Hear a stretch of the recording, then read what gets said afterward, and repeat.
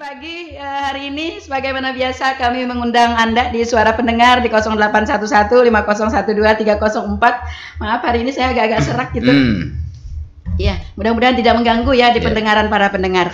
Baik, tema kita pada pagi hari ini adalah sosialisasi bayar listrik tanggal 1 dan diskon tambah daya serta penertiban pemakaian tenaga listrik. Dan saudara pendengar, Talkshow pagi hari ini juga dirangkai dengan Hari Pelanggan Nasional 2023. Ya, baik. Anda mungkin ingin tahu kenapa harus tanggal 1? Pak Arliansyah, silahkan penjelasannya.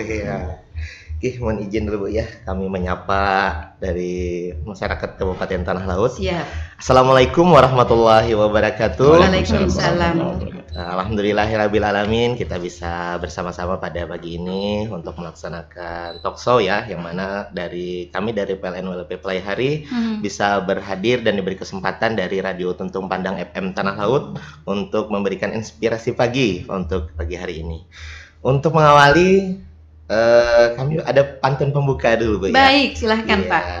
Hari Senin ke rumah Pak Setiawan Juhri. Oh, hari Pak? Selasa ke rumah Mas Radinal. Selamat pagi masyarakat Tanah Laut hari ini. PLN Pelai Hari sukseskan Hari Pelanggan Nasional. Mantap. Kalau Selasa beda ya ke rumah. Ya. Jadi ini Bu, untuk hari ini kami datang ke sini ya pengen untuk menyampaikan sosialisasi terkait bayar listrik tanggal 1 setiap bulannya. Iya, betul. Yang mana emang reng bayar listrik itu dimulai sudah bisa dilakukan oleh seluruh pelanggan dari tanggal 1 sampai maksimal terakhir di tanggal 20 setiap bulannya. Tapi kami upayakan untuk masyarakat bisa awal bayarnya ya, bisa di awal waktu supaya tidak menjadi kebutuhan utama lah untuk listriknya, menjadi prioritas utama, bukan yang di nomor 2 kan atau di nomor terakhir kan. Ternyata pengen yang jadi nomor 1 begitu ya. Oke. Karena listrik kan kebutuhan primer ya. Iya, pokok. Iya. Nah, yang berikutnya di sini kami dalam rangka Hari Pelanggan Nasional tahun 2023, di sini ada promo lagi lanjutan dari Gebyar Kemerdekaan. Yang mana Gebyar Kemerdekaan kemarin berakhir di tanggal 31 Agustus. Dan ini dari tanggal 1 September sampai tanggal 30 September, ini ada lagi program diskon tambah daya, yang mana hanya bayar 202.300 rupiah. Jadi pelanggan bisa tambah daya dari daya 450 PA sampai 1400, bisa tambah daya dari 900 sampai ke 5500 PA.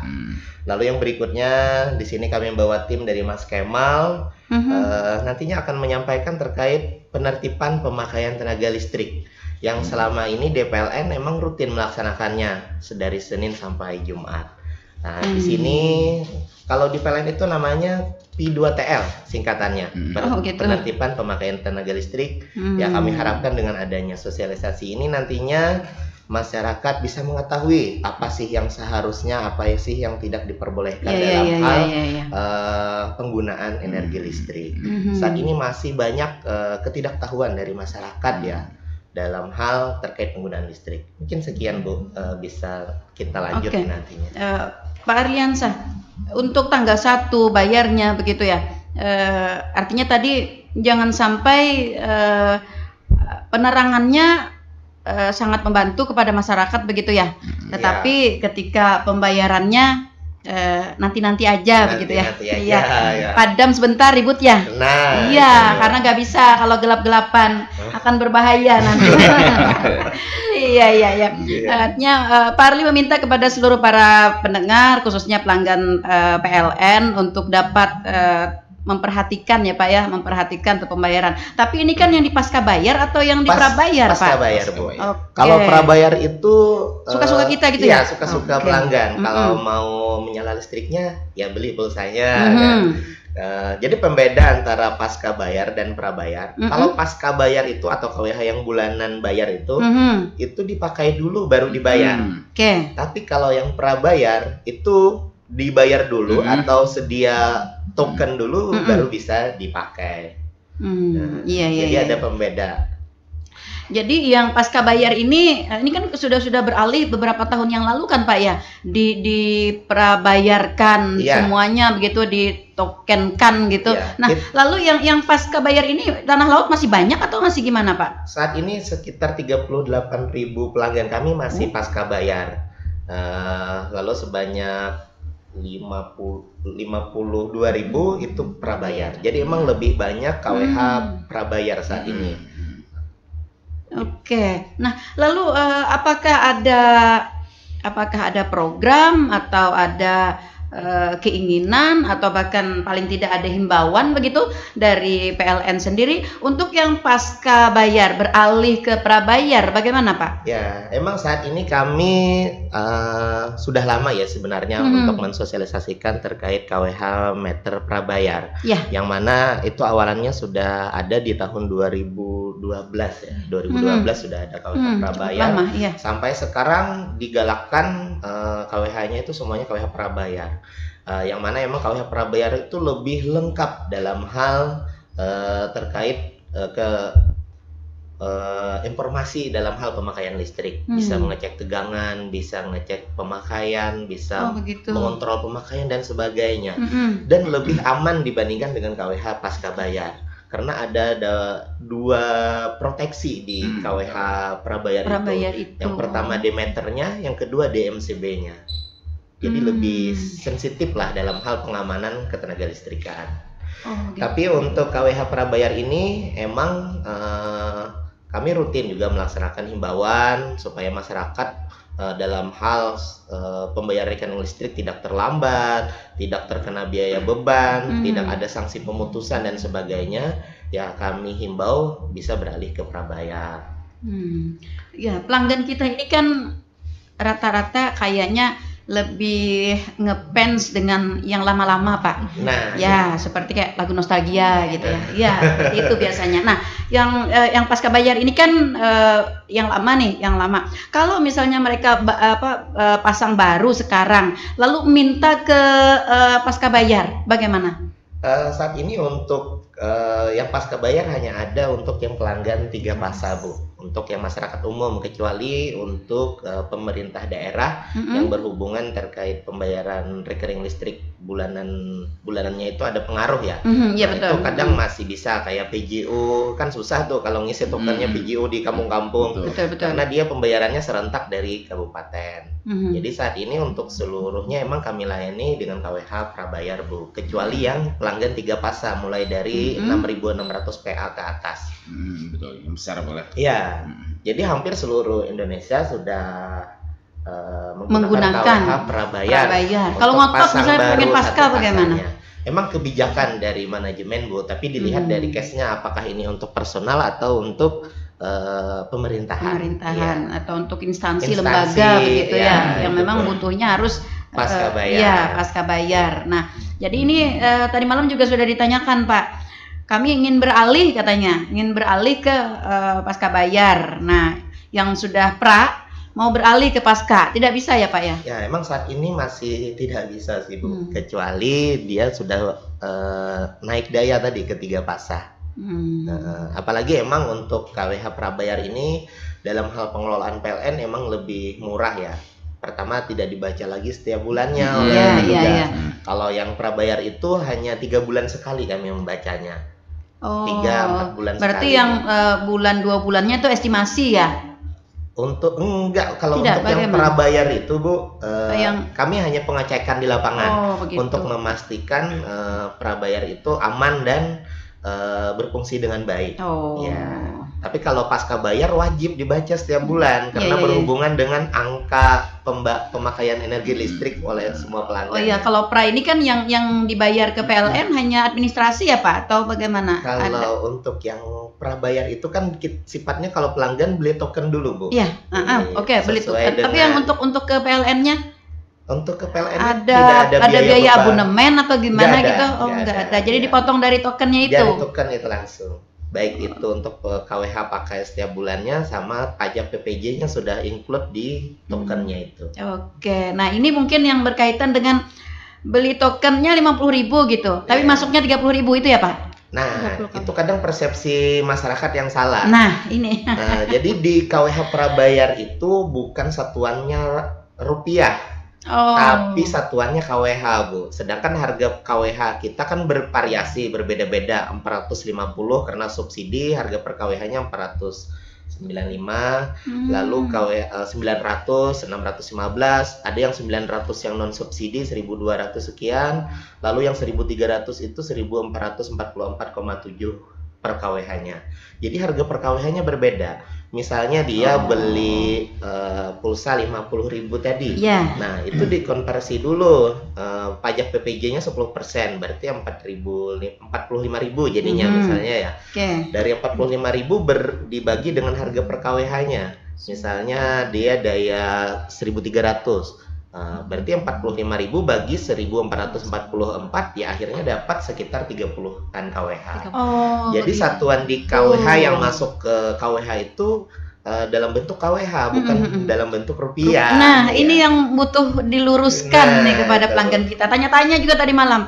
Kenapa kalau beli 50 masuknya 30.000 gitu kan? Nah, padahal itu 30 sekian KWH gitu. Dia kalau angka ya angka gitu kan, dirupiahkan semua. Nah, berarti yang 20.000 itu abonemennya ke PLN ya begitu tanyanya Pak. Nah, ini yang mesti kita luruskan ya kepada para pelanggan kita. Benar. Akhirnya mereka merasa di prabayar ini perasaan terlalu banyak begitu Pak, terlalu dikira banyak. Lebih mahal. Nah, itu dia. Nah, itu makanya pengennya rame-rame beralih ke pasca deh gitu. Karena kalau pasca kan 1 bulan sekali aja bayarnya. Bayar 1 bulan sekali, berarti administrasinya 1 kali begitu dianggapnya Pak seperti itu. Nah, jadi ini yang butuh juga harus disosialisasikan kepada masyarakat, diberikan pemahaman ya agar mereka memang benar-benar memahami bahwa pra ini sebenarnya lebih menguntungkan ya, sehingga kita tidak memikirkan adanya harus denda begitu ya. Biaya beban harus dibaca setiap bulan oleh petugas, kadang mengganggu kan. Nah, kemudian juga tidak ada keamanannya tadi lebih baik ya Pak ya, sensitivitasnya. Itu alatnya kah yang berbeda dengan emang beda. Kalau yang KWH biasa itu hanya terkait pengukurannya. Tapi kalau KWH yang prabayar itu selain pengukuran dia ada juga pembatasnya Bu di KWH. Jadi kalau ada anomali di instalasi dia bisa terputus dengan sendirinya. Jadi ada beberapa informasi di KWH itu, bisa ngecek tegangan, bisa ngecek daya, bisa ngecek kelebihan pemakaian, bisa juga. Kadang ada tulisannya daya lebih tulisannya. Begitu. Lalu KWH periksa, artinya ada anomali di instalasi. KWH periksa, KWH terputus, ya. Jadi banyaklah untuk pengamannya. Jadi lebih aman. Kan resikonya kalau listrik ini tidak pengamannya tidak bagus, malah berisiko terkait kebakaran korsleting listrik. Paling tidak terjadi pemadaman gitu ya. Padam yang lama. Ada yang bingung Pak, kok di rumah saya aja yang padam, di lain tidak padam gitu ya. Nah, itu mungkin karena ada sesuatu hal mungkin yang menyebabkan rumah. Instalasi rumah. Nah, ini juga perlu dipahami oleh masyarakat. Masyarakat kita ini begitu Pak. Kalau sudah padam listrik, kayaknya kan aktivitas di dalam rumah banyak yang terganggu ya. Banyak yang terganggu. Nah, sehingga ketidakmengertian ini juga membuat mereka panik. Nah, panik ini. Ini kenapa? Bahkan terkesan ngumpat-ngumpat nantinya Pak. Nah, padahal ada beberapa pelanggan kita yang mungkin teknis pemakaiannya itu mungkin agak kurang benar begitu, Nah, sehingga dapat mengakibatkan berbagai gangguan. Nah, ini sudah di prabayar ini sudah mahal, udah sering padam-padam lagi. Karena dia sensitivitas tadi ya Pak ya. Emang ada sensitif terkait proteksi di KWH-nya tadi Bu. Tapi emang itu untuk keamanan instalasi pelanggan juga ya. Iya, tapi katanya pelanggan ribet katanya Pak. Sebentar-sebentar padam begitu ya, karena sensitivitasnya itu. Sebelum itu diperbaiki tindak lanjut yang menyebabkan anomali di KWH tadi, dia masih tetap akan berlanjut gitu Bu, kecuali sudah diselesaikan. Misalnya instalasinya ada yang salah pemasangan, sebelum diperbaiki ya tetap dia bertulisan periksa dan sebagainya. Tapi untuk pemakaian tetap bisa dipakai. Tetap bisa dipakai. Kalau mati secara tiba-tiba itu karena apa? Kalau yang di prabayar itu? Kalau untuk prabayar Hampir jarang sih Bu kalau mati secara tiba-tiba, kecuali emang ada anomali dalam hal tegangan suplainya dia rendah misalnya. Atau misalnya pemakaiannya melebihi kapasitas begitu, Nah lebih itu daya. bisa juga. Nggak bisa beli pulsa. Nggak bisa beli pulsa, bisa juga. Tapi emang Pulsanya baru diisi Pak. pulsanya baru diisi tiba-tiba mati ya. Iya. Nah, mungkin ada anomali di jaringan. Dia kadang sensitif misalnya tegangannya di bawah 150 volt.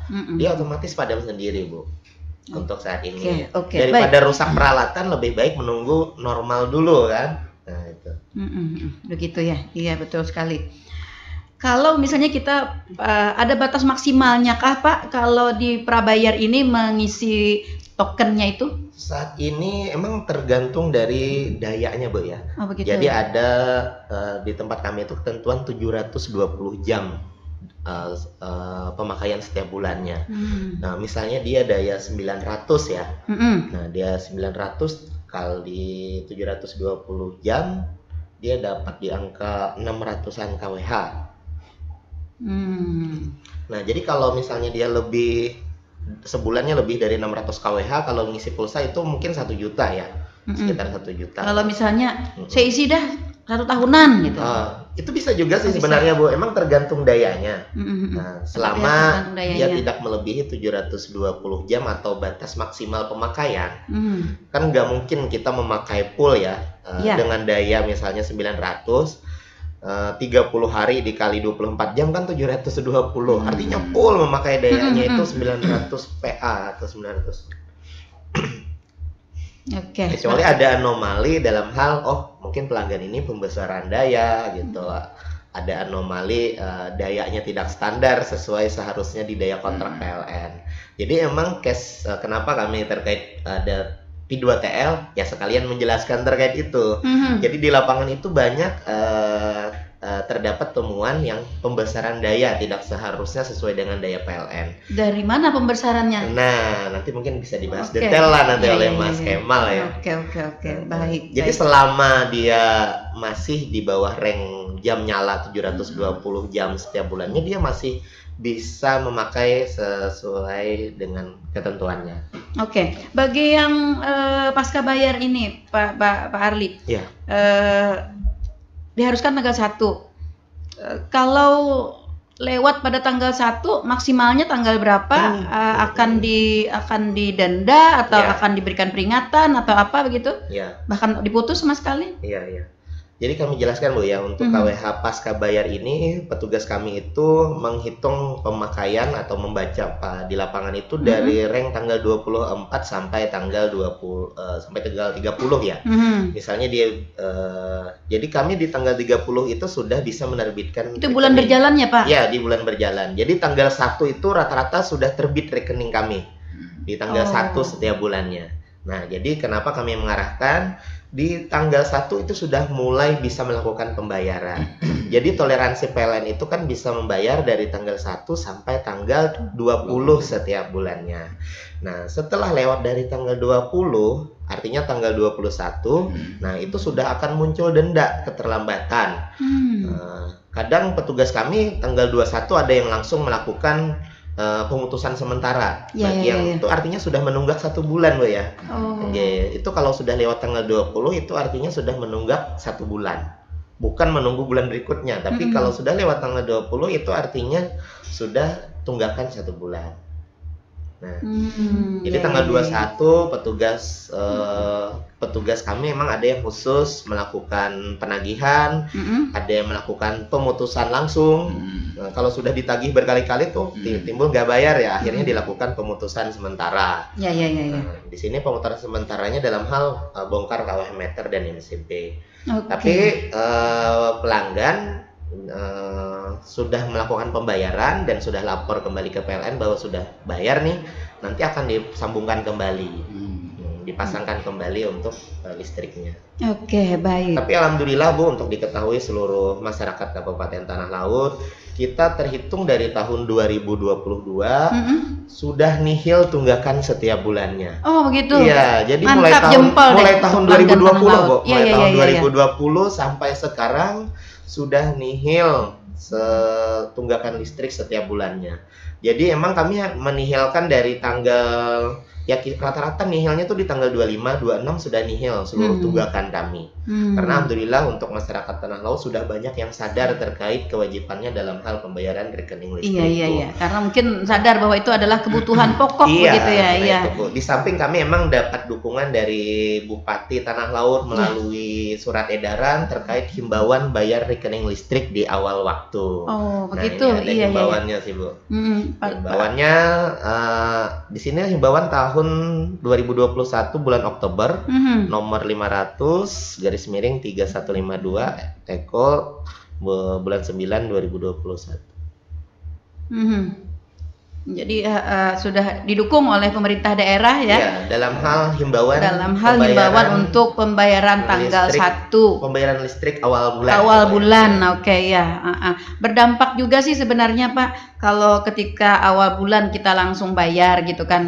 Mungkin karena Pak posisi keuangan kita masih full gitu ya. Tidak terasa. Kadang-kadang kalau sudah di pertengahan sudah bergeser, ini agak sayang nih kayaknya ya. Apalagi kalau tagihannya banyak begitu. Oke, saya ke Mbak Sivia. Mbak Sivia, pelayanan pelanggan dan administrasi ini apa aja ruang lingkupnya nih Mbak? Jadi untuk ruang lingkupnya ya Bu ya, di pelayanan pelanggan itu ada banyak Ibu. Pertama mungkin permohonan pasang baru, permohonan tambah daya yang sekarang ini ada promo ya Bu ya, mungkin saya jelaskan. Kemudian ada layanan multiguna atau disebut pesta, penerangan sementara, ibaratnya kalau bahasa kita ya, penerangan sementara. Kemudian keluhan mengenai yang tadi masalah pembayaran dibongkar atau diputus gitu kan, biasanya kami juga yang melayani. Kemudian pembayaran apapun itu di kami gitu kan. Jadi kalau misalnya di pelayanan pelanggan cukup luas, dan kebetulan nih Bu, kita ini kan Hari Pelanggan Nasional ya di September ini, sekaligus saja saya akan menjelaskan di pelayanan pelanggan kami sedang ada program terbaru Bu. Kemarin kan kami kesini itu programnya kemerdekaan ya Bu ya. Dalam rangkaian Gebiar Kemerdekaan. Yes, betul. Dan alhamdulillahnya Bu, di bulan ini PLN memberikan program yang program lagi kepada masyarakat, tambah daya, diskon lagi dan lagi ya kan Bu ya. Karena kebetulan tanggal 4 September 2023 bertepatan dengan Hari Pelanggan Nasional, maka PLN memberikan diskon tambah daya sebesar Rp202.300. Itu untuk semua golongan tarif. Tambah daya melalui dari 450 sampai 4.400, tambah daya ke 5.500. Jadi khusus pelanggan satu pas. Sama sebenarnya Bu kayak bulan kemarin. Jadi khusus pelanggan satu pas berhak mendapatkan diskon tambah daya sebesar Rp202.300 tanpa syarat apapun. Tanpa harus beli di kemarin kalau kemarin beli di marketplace. Kalau kemarin kan belanja dulu ya Bu ya di marketplace PLN Mobile. Kalau sekarang alhamdulillah kita tinggal menunjukkan kode vouchernya aja, senyum pelanggan PLN. Jadi yang pertama Ibu ya, mungkin ya saya review ya untuk persyaratan tambah dayanya. Yang pertama jelas harus membayar tunggakan dulu kalau misalnya dia pasca bayar. Kemudian yang kedua download PLN Mobile karena proses tambah dayanya melalui aplikasi PLN Mobile. Ketiga nanti dimasukkan ID pelanggannya dan dimasukkan kode vouchernya itu senyum pelanggan PLN huruf besar semua. Jadi kan nanti kan ketika Ibu menginput ID pelanggan, tambah daya ke daya 55 misalkan, terus nanti kan pas waktunya lanjut pembayaran nanti dimasukkan saja kode voucher senyum pelanggan PLN huruf besar semua. Mungkin bisa dicatat ya untuk audiensnya semuanya ya. Jadi untuk tambah dayanya diskon Rp202.300 dengan mengetik atau menginput kode promo senyum pelanggan PLN huruf besar semua. Nah, kalau dulu kan kita harus belanja dulu ya. Bulan kemarin ya. Kita harus belanja dulu baru dapat voucher. Kalau sekarang vouchernya udah cuma-cuma lah untuk masyarakat dengan semuanya. Itu aja gitu ya, senyum pelanggan PLN. Iya, betul. Jadi ini untuk pelanggan yang jelas sudah menjadi pelanggan PLN sebelum 1 September juga ya Bu ya. Kalau yang kemarin kan sebelum 1 Agustus, kalau yang sekarang sudah menjadi pelanggan PLN sebelum 1 September 2023. Jadi cukup murah ya Bu ya. Kapan lagi kita bisa tambah daya ya, dengan cuma membayar Rp202.300 padahal harga asalnya sekitar 1 juta, 2 juta tergantung dayanya ya Bu ya, sampai 5 juta pun kalau ke daya 55 segituan ya Bu ya. Jadi ini cukup murah sekali. Dan ini berlaku sampai dari tanggal 1 September sampai tanggal 30 September, 1 bulan saja. Gitu. Tanggal berapa Wan? Tanggal 11 ya? Iya, tanggal 11. Masih ada 2 minggu lagi ya buat masyarakat ya. Masih banyak waktu ya untuk masyarakat yang ingin tambah daya. Betul. Dan mungkin ini juga menambahin yang masalah bayar listrik tanggal 1 ya Bu ya. Mungkin saya juga mau mensosialisasikan ke masyarakat bahwasanya listrik itu adalah kebutuhan primer kita. Mungkin bisa dibilang pokok juga ya, karena kita dari mulai tidur sampai bangun tidur, bahkan ketika tidur. Ketika tidur ya kan, ngecas HP, nonton TV, masak nasi dan segala hal itu kan butuh listrik. Alangkah baiknya jika ya mungkin kami himbau untuk bisa bayar listrik awal bulan. Kenapa ya? Mungkin seperti sama Ibu tadi bilang, kadang kalau sudah pertengahan, kok udah segini ya, nanti aja kayak gitu kan. Ibaratnya saya berharap nyampe deh kepada tanggal 21 gitu kan. Jadi harapan saya juga semua masyarakat bisa bayar listrik di awal bulan, karena dengan membayar listrik tepat waktu, pelanggan berpartisipasi dalam pembangunan Kabupaten Tanah Laut, Ibu, melalui PPJ yang sudah dibayarkan pelanggan. Karena setiap bulan yang pelanggan bayarkan itu kan sudah dipungut PPJ 10% ya, pajak penerangan jalan. Betul, Kabupaten Tanah Laut. Nah, dari pajak itu PLN setorkan ke Badan Pengelolaan Keuangan Pendapatan dan Aset Daerah Kabupaten Tanah Laut, dipergunakan untuk pelayanan penerangan jalan dan pembangunan daerah. Sehingga jika masyarakat semuanya ini bayar tepat waktu, enak gitu kan, otomatis pembangunan di Tanah Laut pun juga berjalan lancar dengan pajak yang sudah dibayarkan oleh masyarakat. PAD ya. Iya, betul. Karena kita tahu ya, salah satu dari pembiayaan pembangunan kita itu berasal dari pendapatan ya, dari pajak dan retribusi. Betul. Iya, betul sekali. Baik, Mbak Sipia, pajak penerangan jalan. Ya, banyak masyarakat kita nih yang menganggap bahwa PLN ini kan berdiri sendiri begitu ya, berdiri sendiri. Mereka juga kurang memahami adanya pajak penerangan jalan ini. Nah, lalu apakah setiap pelanggan itu PPJ ini rata diberlakukan atau ada fluktuasinya? Jadi untuk pelanggan prabayar atau pasca bayar tuh semua kena PPJ ya Bu ya, dan PPJ itu setiap daerah masing-masing berbeda. Kadang ada juga yang di Jawa, saya kurang paham juga ya, ada yang di bawah 10%. Kebijakan pemerintah daerah berarti ya. Kebetulan kalau di Kabupaten Tanah Laut sendiri 10%. Jadi ketika kita misalnya contoh ya, saya prabayar kena pajak juga nggak ya? Prabayar sama, kita beli pulsa tadi kan misalnya 100.000, pajak dikonversikan dulu 10%. Kemudian kalau pasca bayar, saya pemakaiannya total misalkan ya 100.000 misalkan ya, nanti akan ditambah dengan pajak PPJ 10%, misalnya 110 seperti itu. Jadi memang kewajiban semua masyarakat, bukan cuma listrik ya Bu, ya mungkin kayak kita makan di restoran pun kadang kan ada yang namanya pajak 10%. Jadi sama. Maksud saya, apakah pelanggan PLN ini dikenakan 10% itu merata dari yang misalnya tingkat 450, 900 sampai ke selanjutnya? Merata Ibu. Merata berarti. Jadi tidak ada perbedaan ya. Tidak ada yang bedakan. Beda-beda kabupatennya aja sih. Sedikit menambahkan Bu ya. Untuk pajak PPJ ini untuk di Kabupaten Tanah Laut, khusus untuk tarif selain industri, itu pajak PPJ-nya 10%. Tapi kalau untuk tarifnya industri, di sini kayak perusahaan Japa Kompit, misalnya industri batu, industri pengolahan air dan sebagainya, itu dikenakan 3% Bu. Karena emang sesuai dengan aturan pemerintah melalui dari peraturan undang-undang dari presiden ya, dari negara sudah ada ketentuannya, ditambah dengan perda daerah. Jadi sudah ada patokan harganya, dan berarti itu emang berlaku sesuai tarif dan peruntukannya. Dan pajak itu berdasarkan pemakaian listrik di pelanggan. Misalnya prosentasinya tetap, nanti besar kecilnya berdasarkan pemakaian. Berdasarkan pemakaian. Kalau misalnya di prabayar berarti berdasarkan pembelian pulsa. Jadi semakin banyak Anda membeli pulsa, berarti semakin banyak juga di potong PPJ-nya begitu. Iya. Semakin banyak pemakaian, ya semakin banyak juga bayar PPJ-nya gitu nah Bu.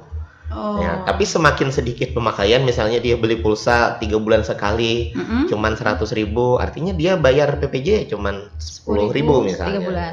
Karena tergantung pemakaian. Oke, kalau yang di Pasca berarti PPJ-nya dihitung per bulan ya. Kalau di Pra berarti PPJ-nya dihitung saat dia beli token ya. Betul. Oke, seperti itu. Nah, pertanyaannya lagi Pak, kenapa dari PPJ pelanggan rumah tangga itu lebih besar daripada PPJ perusahaan tadi Pak?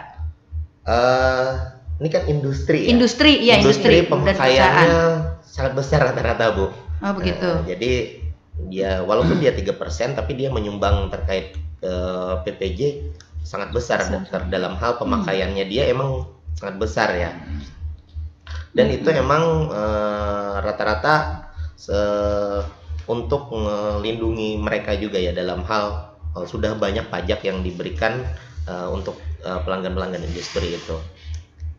Kan selain pajak PLN ada lagi pajak lainnya kan Bu ya. Iya sih, cuman kalau mereka melihat gitu masyarakat ya, rasanya sungguh tidak adil gitu. Kita yang rumah tangga atau kita yang bukan industri begitu lebih banyak. Padahal kita kan hanya untuk intern keluarga, tidak ada menggunakan misalnya listrik untuk memberikan kontribusi penghasilan begitu. Nah, sedangkan di industri kan mereka menggunakan tentu dengan pendapatan begitu. Ya, terkait ketentuan pajaknya itu emang bukan PLN Bu ya yang ngatur, karena sudah dari pemerintah, melalui dari pemerintah pusat sampai ke pemerintah daerah. Nah, dan itu ada nantinya di peraturan daerah pastinya. Iya. Kalau kita ini masih mengacu di peraturan daerah tahun 2019 rasanya. Iya. Jadi begitu ya para pendengar. Ini pun sudah ada lagi nanti lanjutannya. Perda tahun berapa ya? Saat ini masih dibahas infonya di pemerintah daerah maupun DPR terkait perda baru Bu. Karena ada ketentuan perda baru menyesuaikan dengan undang-undang yang ada di pusat ya, terkait pajak-pajak dan sebagainya. Oke, baik. Tapi kalau volume pemakaian lebih banyak mereka industri. Wah, pasti. Mungkin dari itu bahkan mungkin dari 3% ya, karena volume pemakaiannya juga luar biasa. Iya, karena masyarakat kita melihat prosentasinya aja Pak. Jadi kan tidak mengetahui nih pembayarannya dari prosentasi itu, yang dibandingkan prosentasinya aja. Ya, di sini pelanggan besar di tempat kami 40% pemakaian listriknya Bu, industri dan bisnis, bisnis. Ya, ini yang perlu dipahami ya oleh masyarakat kita, sehingga tidak ada terjadi kegalauan. Ya, kegalauan mihiri tetangga sebelah. Baik, saya ke Mas Kemal.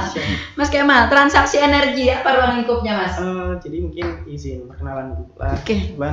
Memang saya Kemal saat ini menjabat sebagai tim leader transaksi energi di PLN Play Hari. Nah, adapun ruang lingkup pekerjaan saya itu memastikan dan mengawal proses bisnis PLN Bu, terutama yang berhubungan dengan transaksi energi berjalan sesuai dengan regulasi atau peraturan yang berlaku. Nah, transaksi energi ini kan seperti tadi dijelaskan Pak Arli ada 2 ya Bu ya kita ya. Jadi melalui meter pasca bayar dan meter prabayar juga seperti itu. Nah, adapun itu tadi sehubungan juga nih dengan tema kita kali ini yaitu P2TL, penertiban pemakaian tenaga listrik. Nah, mungkin kita coba untuk kenalan dulu apa sih P2TL itu Bu? Nah, betul. Jadi P2TL itu disingkatnya penertiban pemakaian tenaga listrik seperti itu. Jadi itu merupakan rangkaian kegiatan yang meliputi perencanaan, pemeriksaan tindakan dan penyelesaian yang dilakukan oleh PLN terhadap instalasi PLN dan atau instalasi pemakai tenaga listrik dari PLN. Nah, tujuan sendiri kegiatan P2TL itu sendiri mungkin diantaranya meningkatkan pelayanan terhadap pelanggan serta menghindari bahaya listrik akibat pemasangan instalasi tenaga listrik yang terpasang tidak sesuai dengan standar PLN. Ya. Ini berarti termasuk misalnya kita yang masang-masang sendiri ya Mas Kemal ya, bikin stop kontak sendiri gitu ya. Ya. Jadi mungkin izin juga Bu,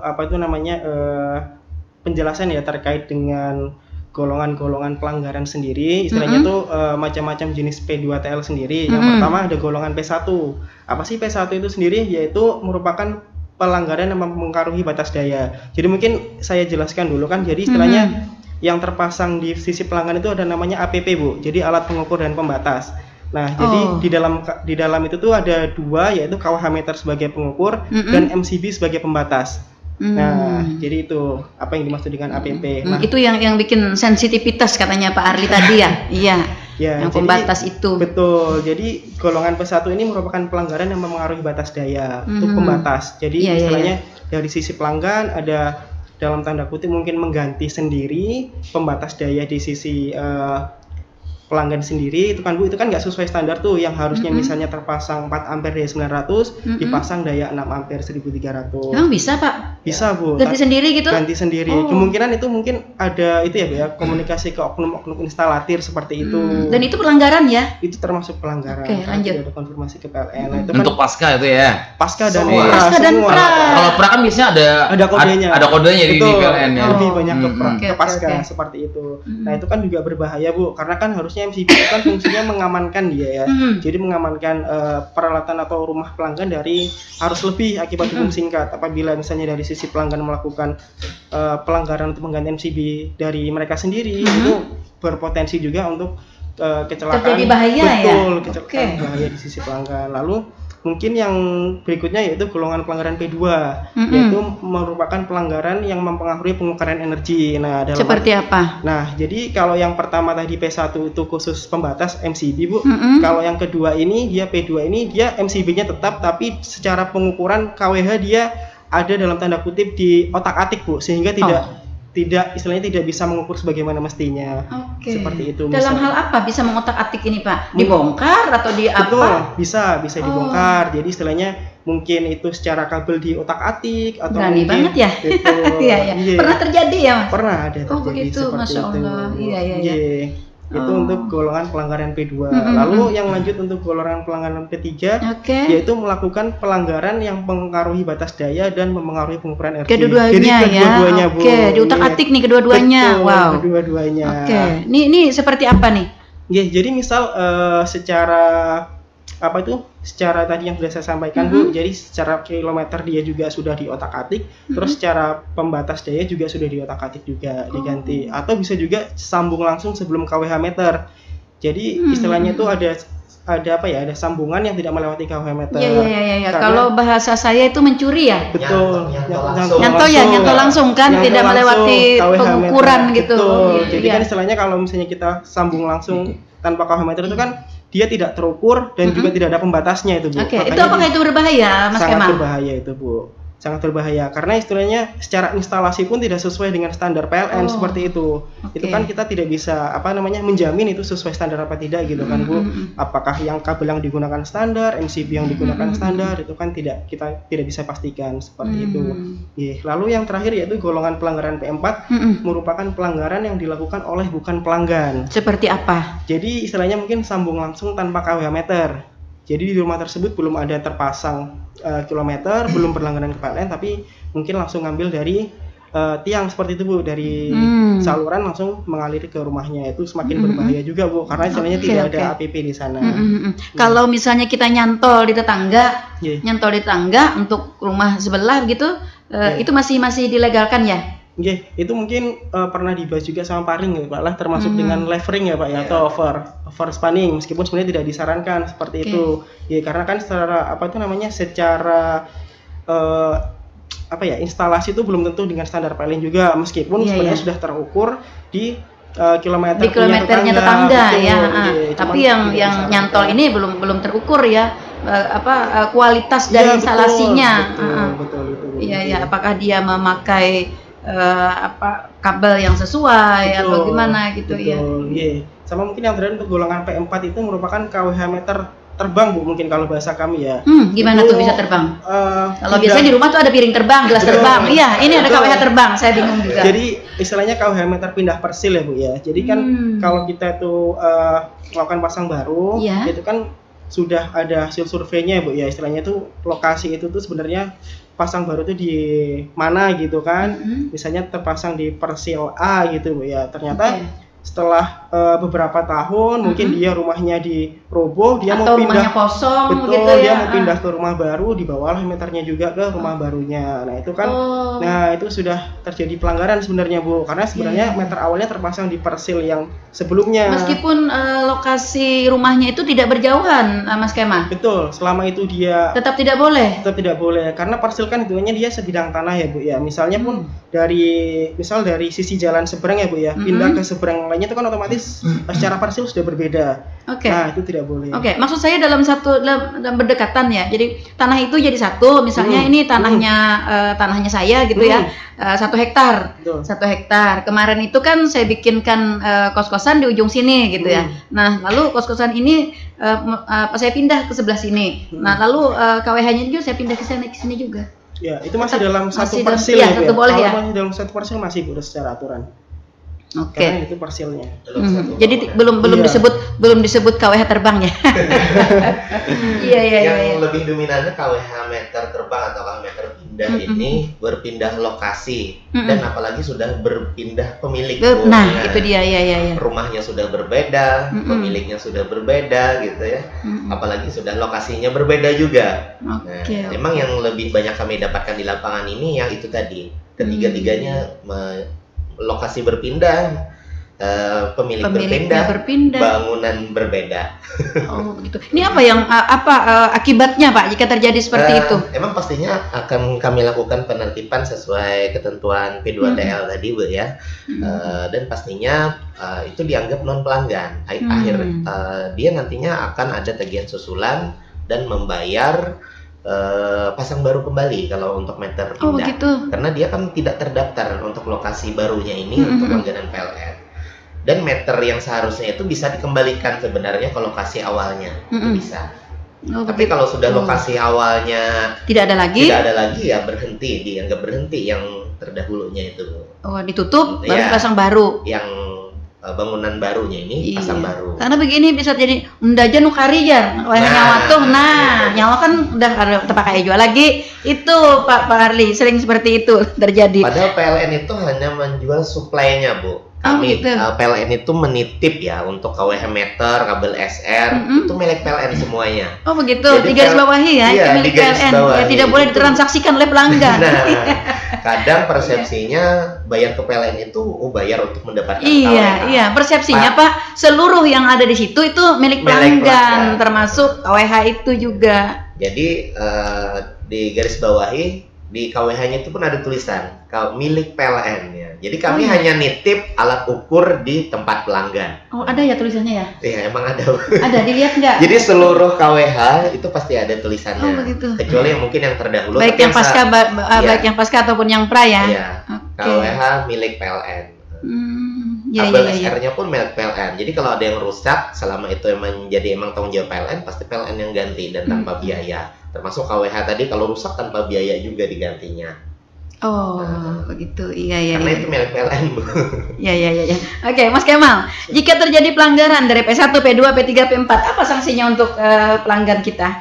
Jadi memang secara Perda 088 sudah ditentukan Bu terkait dengan tagihan susulannya dan itu pun masing-masing pelanggaran sudah ada klasifikasi sendiri terkait dengan tagihan susulannya. Jadi sudah tertera tercantum pada Perda 088. Iya, ini bukan maksud menakut-nakuti ya, tapi ingin memberikan pemahaman aja. Iya. Oke, apa yang akan dilakukan oleh PLN? Terkait pelanggaran, kalau memang itu misalnya dari golongan P1, otomatis kan kita hitung nih berdasarkan dengan tagihan susulan yang tertera sudah pada Perda 088Z. Nah, jadi ketika sudah pelanggan sudah selesai untuk melunasi tagihan susulan, maka akan dinormalkan kembali seperti itu Bu, sesuai dengan ketentuan yang berlaku seperti itu. Oh, begitu. Terus kalau yang mempengaruhi pengukuran energi?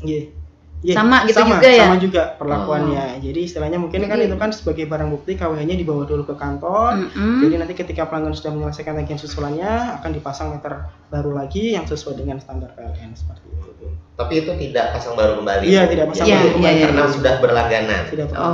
Berarti tidak dibebani lagi untuk KWH baru itu tidak ya? Khusus P4 aja. Jadi khusus yang non pelanggan aja yang harus pasang baru kalau dia pengen mendapatkan suplai PLN. Tapi kalau untuk golongan P1, P2 dan P3 itu golongan yang emang sudah berlangganan. Nah, jadi dia menyelesaikan kewajibannya terkait tagihan susulan.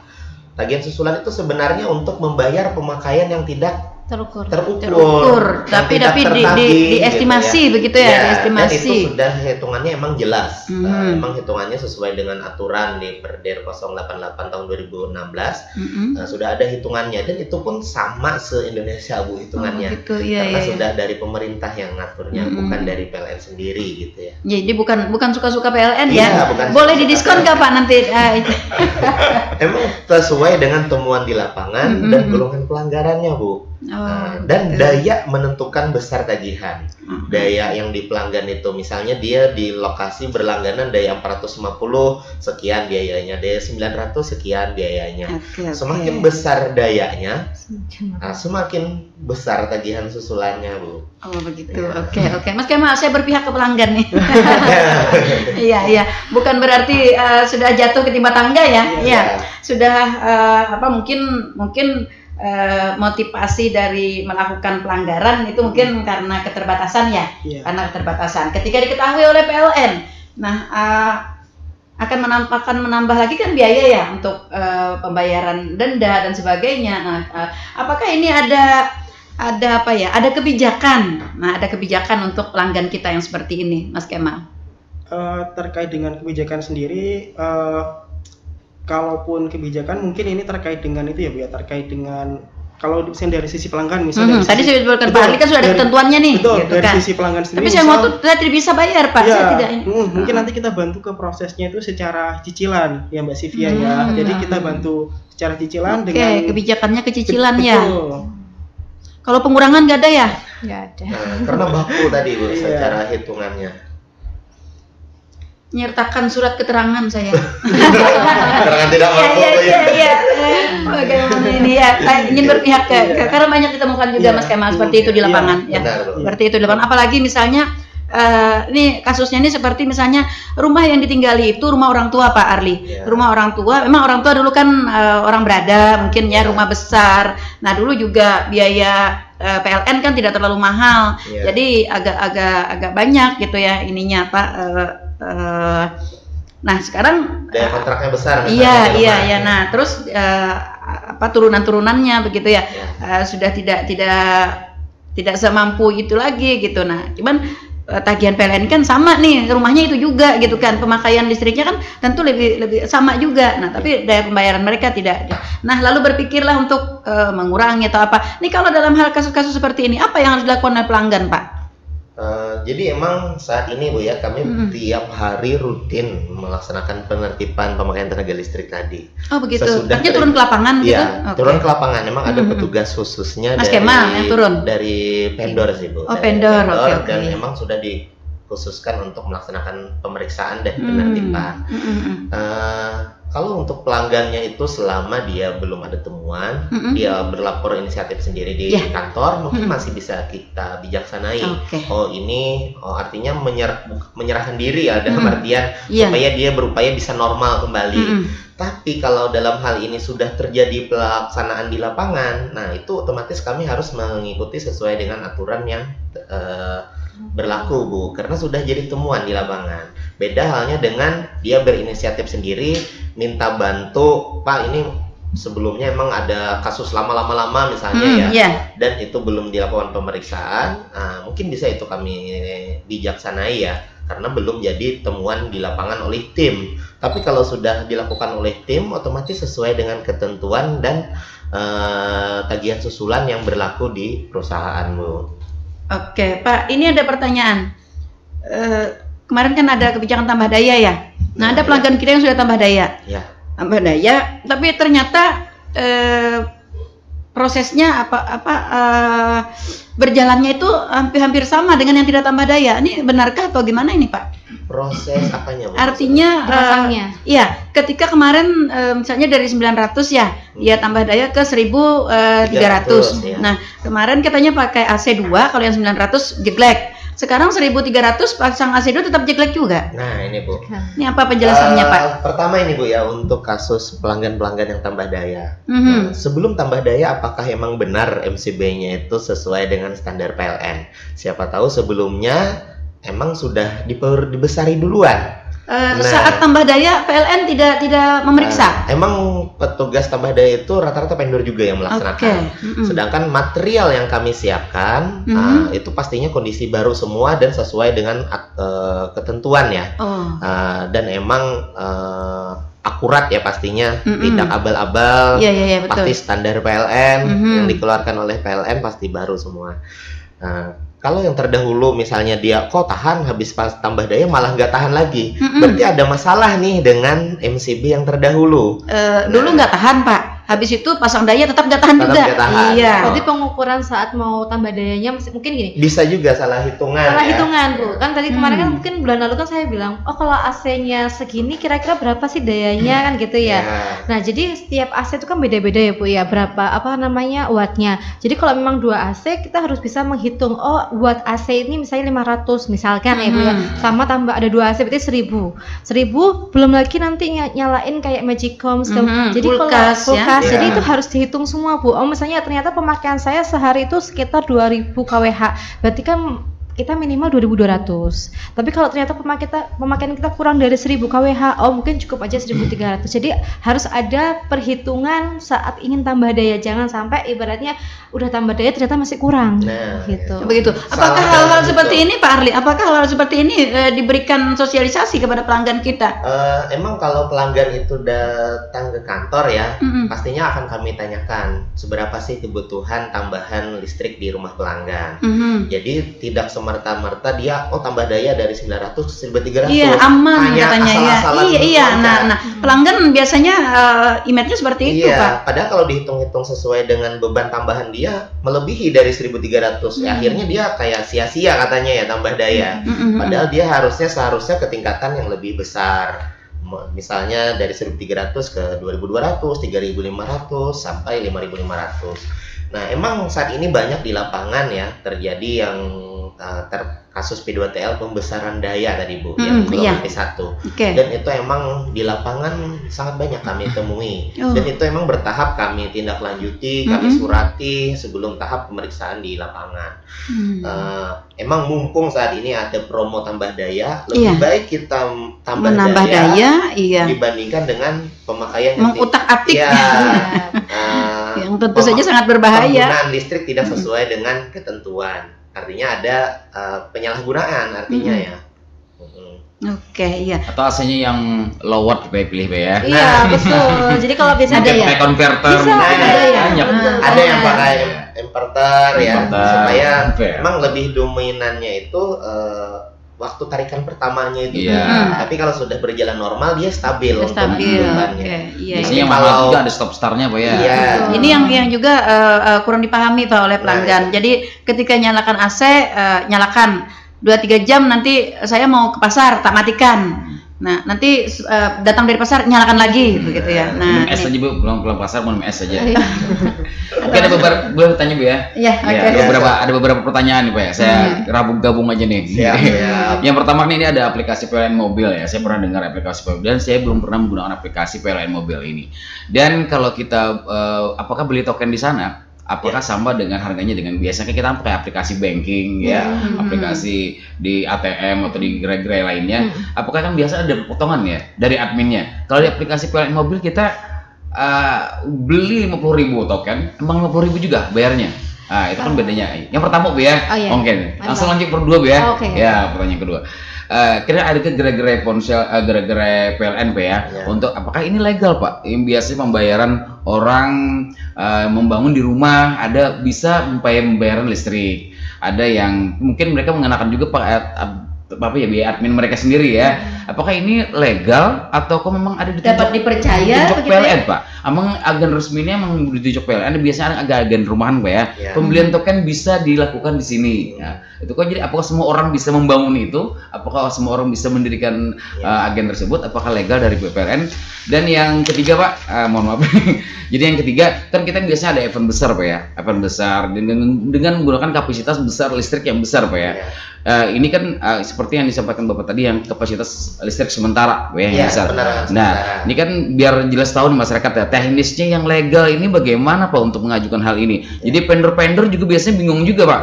Vendor-vendor wedding, vendor dari event-event festival itu jadi bingung juga. Jadi untuk lebih jelasnya bagaimana tuh legalnya tuh bagaimana tuh teknis, apakah langsung pembayaran langsung di situ memang dari PLN ataupun juga dikenakan pembayaran meter berikutnya. Wah. Ya, mungkin mohon maaf ya, 3 nih ya. Mumpung yang pertama mungkin saya bantu jawab ya. Oke, yang pertama kalau beli di PLN Mobile tuh kira-kira sama nggak sih dapatnya gitu ya. Jadi kalau misalnya kita 50.000 kalau yang saya tahu ya, jadi kalau misalnya kita beli di mana aja itu sebenarnya nggak masalah, tapi yang membedakan adalah adminnya. Nah, kalau di PLN Mobile sendiri, setahu saya saat ini adminnya 1.500 gitu ya. Dan tapi kalau di M-Banking kadang ada yang 3.500, ada yang 3.000, itu semua tergantung dari banknya masing-masing gitu. Jadi kalau dapatnya 100.000 daya 1.300 mungkin sekitar 65 kWh-an itu semua sama, mau di mana aja semua sama. Karena kan kita patokannya KWH yang kita dapat ya, bukan rupiah saat didapat. Cuma yang membedakan adalah adminnya. Adminnya setiap bank, setiap M-Banking atau punya kebijakan berbeda. Atau marketplace lainnya itu beda-beda kebijakannya. Jadi kita tidak bisa ini sih, terserah pelanggan mau di mana yang mudahnya seperti apa. Jadi PLN 1.500 ya. Untuk saat ini kadang pun ada promo juga. Dan itu sebenarnya tidak setiap hari dan tidak setiap bulan ya. Tapi makanya kalau misalnya mungkin lagi nggak ngapa-ngapain bisa ngecek-ngecek promo PLN kan. Kadang ada juga promo tambah daya, promo beli pulsa nggak ada admin, itu memang bisa terjadi. Jadi tapi untuk normalnya saat ini, ya, tapi kan kita nggak pernah tahu ya nanti ke depannya apakah naik ataukah nanti malah nggak ada adminnya, kita nggak tahu ya. Jadi untuk saat ini 1.500 dan setiap marketplace atau M-Banking atau lainnya, PPOB lainnya itu berbeda-beda gitu sih. Untuk tadi kebijakan dari masing-masing ya. Kalau ya kan PLN kan langsung resmi kan menjadi original gitu, nggak ada bawa adminan. Oke, yang kedua apa mungkin gerai-gerai yang mungkin langsung saya jawab ya terkait yang nomor 2, gerai-gerai dalam hal pembayaran rekening listrik maupun pembelian token ya. Itu emang tidak ada ketentuan dari PLN karena siapapun bisa dan diperbolehkan karena itu tinggal kerjasama dengan bank mana misalnya, dengan PPOB mana, dengan perusahaan mana. Jadi saat ini yang penting PLN itu sudah berbasis digital semua, jadi dimanapun bisa. Jadi tidak ada lagi pembatasan dalam hal pembayaran rekening listrik maupun pembayaran token listrik dan pelayanan lainnya ya. Untuk khusus pembayaran pastinya. Nah, terkait perlu izin khusus itu saat ini tidak ada lagi. Jadi nggak apa-apa kalau misalnya dia bikin nama. Yang penting dia tidak mencantolkan lambang resmi PLN gitu ya. Ini lambang PLN karena tidak boleh mencantolkan lambang PLN tanpa izin ya. Nah, itu aja yang tidak diperbolehkan. Artinya siapa aja boleh, seperti misalnya orang jualan pulsa ya. Saya ingin jual pulsa di mana kan boleh-boleh aja begitu. Karena seluruh media pembayaran saat ini pasti bisa berlaku untuk pembayaran apapun kan ya. Pembayaran PDAM, pembayaran listrik, Telkom dan sebagainya. Karena apa biar lebih menarik ada lambang PLN-nya gitu. Nah, itu kadang. Tapi itu yang sudah dibolehkan kalau ini misalnya ya, bisa menerima pembayaran PLN, dia nyantol lambang PLN.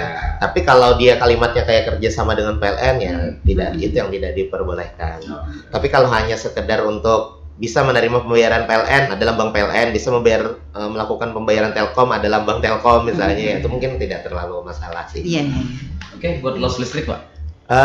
Nah ini terkait buat event ya. Ini sama ya tadi seperti kayak penerangan sementara gitu ya. Acara di rumah misalnya acara perkawinan acara MTQ dan sebagainya misalnya. Jadi saat ini untuk PLN itu berupaya untuk peningkatan penjualan KWH listrik. Jadi kami di dalam PLN itu emang ada layanan penerangan sementara atau multiguna, dan itu emang program kami bisa melayani apapun kebutuhan pelanggan terkait penerangan sementara itu.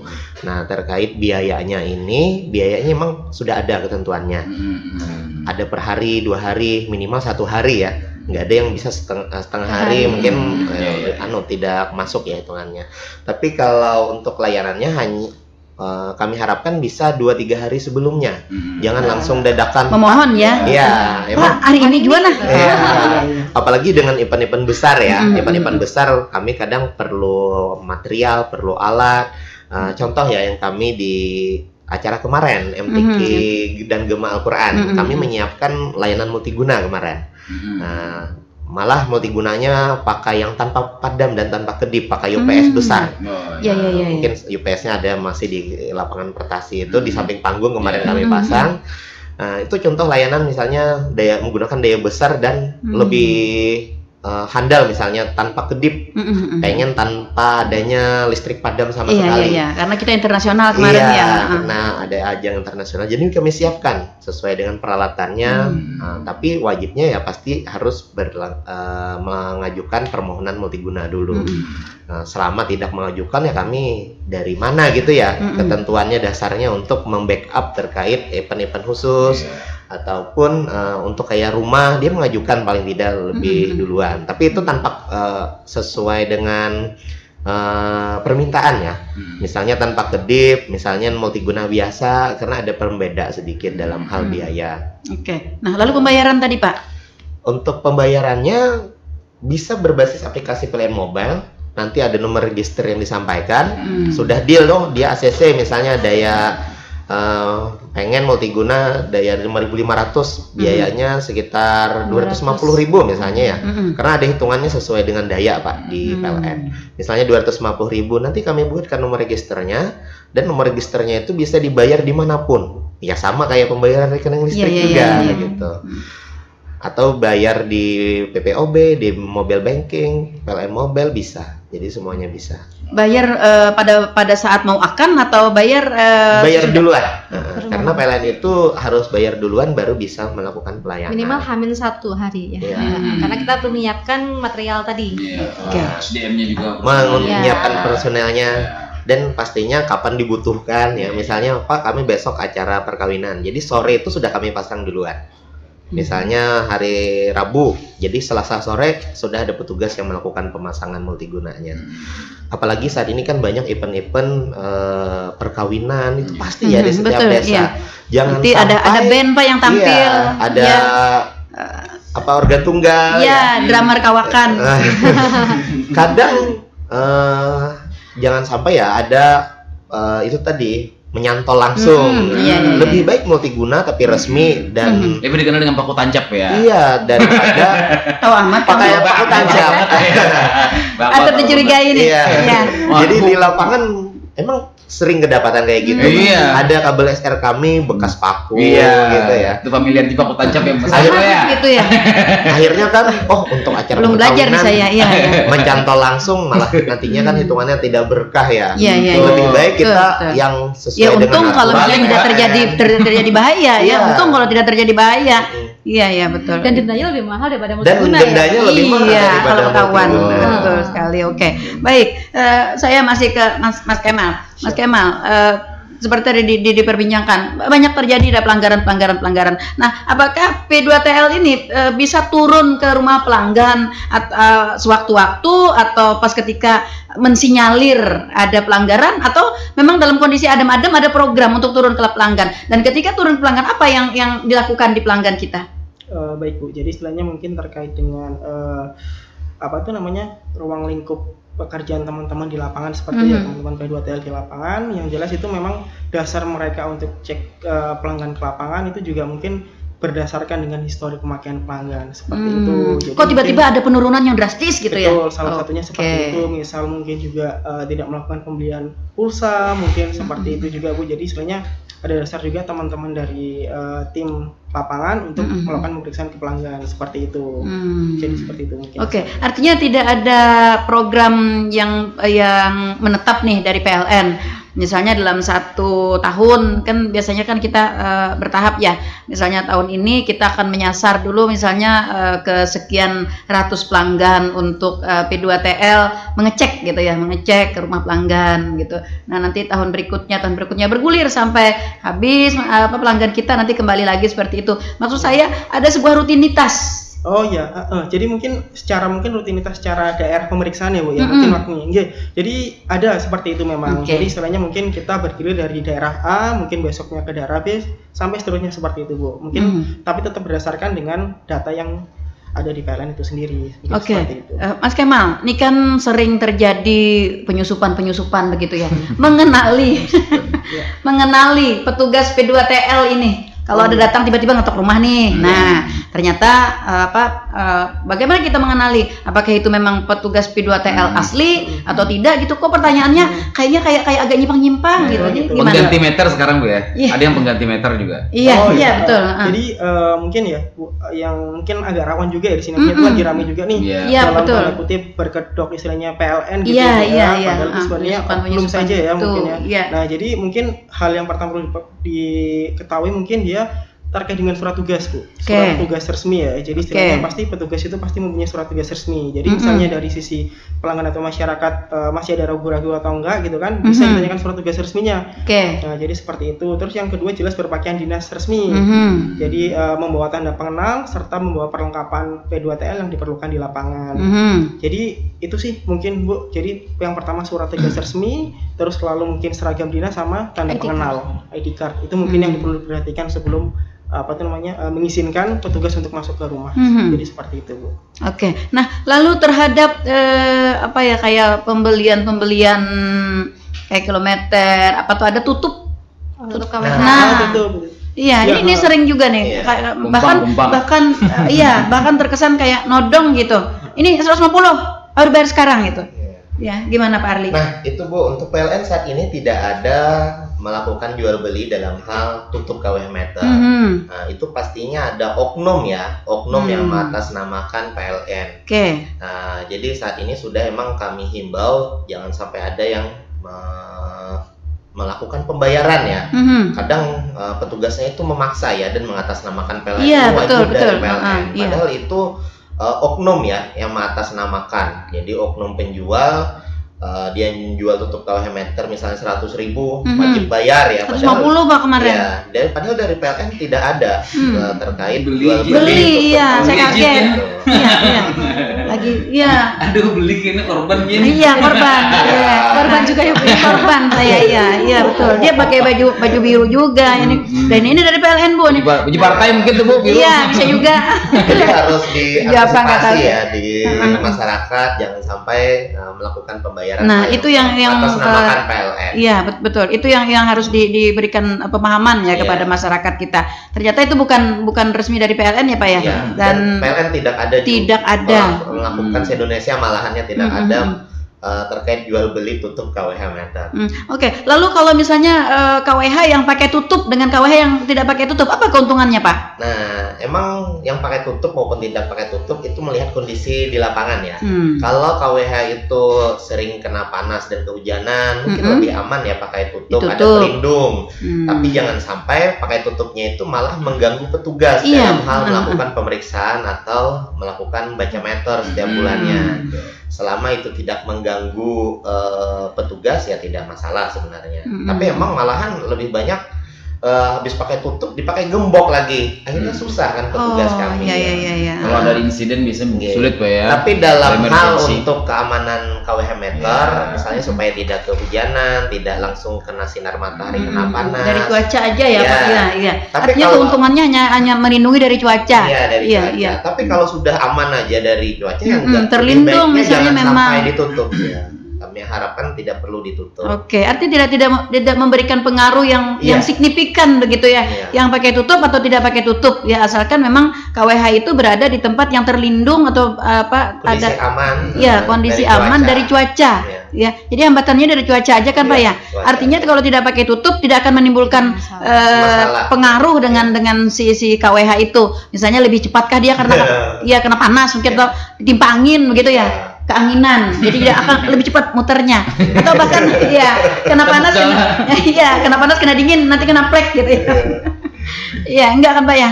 Mbak, saya bikin sedikit, saya pernah baca, nggak tahu juga aplikasi pelayanan mobil lagi nih Pak. Saya pernah dengar betul pelayanan di situ ada swadaya catat angka meter. Iya, trustnya di mana PLN nih? Oke, jadi mungkin Swakem ya namanya ya. Catat meter mandiri. di PLN Mobile. Betul, singkatannya SWCAM. Jadi buat masyarakat ya, untuk yang nggak pingin didatangi PLN lah ibaratnya kan. Karena kan sekarang rumah itu kan pada tinggi-tinggi ya Bu pagarnya ya. Jadi ibaratnya petugas sendiri itu kan susah untuk membaca. Nah, terus nanti kalau misalnya tagihannya tidak sesuai, mungkin takutnya kan komplain. Jadi ada baiknya mungkin atau masyarakat misalnya kepingin lebih lebih yakin dan sesuai nama apa angkastannya, itu bisa dengan catat mandiri Bu di aplikasi SWCAM PLN Mobile. Itu sudah mudah. Jadi mulai tanggal 23 sampai tanggal 28 sampai tanggal 28 itu pelanggan sudah bisa foto mandiri bulan berjalan ya. Upload foto, bukan angka sendiri bukan ya. Tidak, karena yang diverifikasi sama Mas Kemal, kebetulan di Mas Kemal ya, yang diverifikasi Mas Kemal itu sesuai dengan foto angkastannya tadi. Dan itu nanti juga akan diverifikasi lagi oleh Mas Kemal apakah ini foto sesuai atau tidak gitu kan. Jadi memang aplikasi PLN Mobile ada di menu SWCAM itu adalah mempermudah pelanggan untuk bisa catat meter mandiri, lebih real, lebih sesuai, karena kan kita kadang kalau zaman sekarang agak susah ya membaca meter pasca rumah. Apalagi kalau rumah tinggi bener. Iya supaya tahu ada pekandangan. Iya, bebas masuk, ayam Jakawa masuk. Iya, apalagi misalnya si empunya rumah ini orang sibuk ya. Orang sibuk, jarang ada di rumah gitu ya. Pagar nutup terus nih. Nanti tiba-tiba PLN nanti masuk sendiri, ya khawatir seperti itu. Jadi bisa nyatat sendiri. Upload foto Upload foto yang KWH. Bukan foto saya kan? Iya. Kalau dibilang upload foto berarti foto saya nanti yang saya foto. Ini loh saya, ini loh saya pelanggan setia gitu kan. Artinya upload foto yang di KWH itu tadi, KWH-nya foto. Itu pun di ketentuan tanggal 23 sampai dengan 28 bulan berjalan. Oke. Lebih dari itu kan tidak bisa diakomodir berarti. Iya, jadi harus ini juga ya Bu ya, harus angkastannya harus jelas juga. Terkadang foto kalau cuma foto skrik itu takutnya angkastannya nggak jelas, kita pasti akan membaca ulang. Iya, gitu. Jadi harus dipastikan jelas ya Mas ya, gitu. Oke, iya, baik. Oke Bu. Iya, makanya itu kita kalau berbicara soal PLN nih karena tadi disebutkan ini adalah kebutuhan pokok ya. Bahkan kalau saya sih kebutuhan pokok gitu ya. 2 kali pokoknya. Karena bingung kalau nggak ada PLN. Ya, tapi sayang sekali waktu kebersamaan kita sudah berada di penghujung dan itu tandanya kita harus undur pamit dari ruang dengar Anda. Mohon maaf sekali untuk para pendengar yang masih ingin bergabung melalui telepon ya, karena waktu kita sudah berada di penghujung. Selepas ini masih ada penerbangan berikutnya ya. Iya. Oke, baik. Namun di penghujung Pak Arli, saya ingin minta closingnya Pak.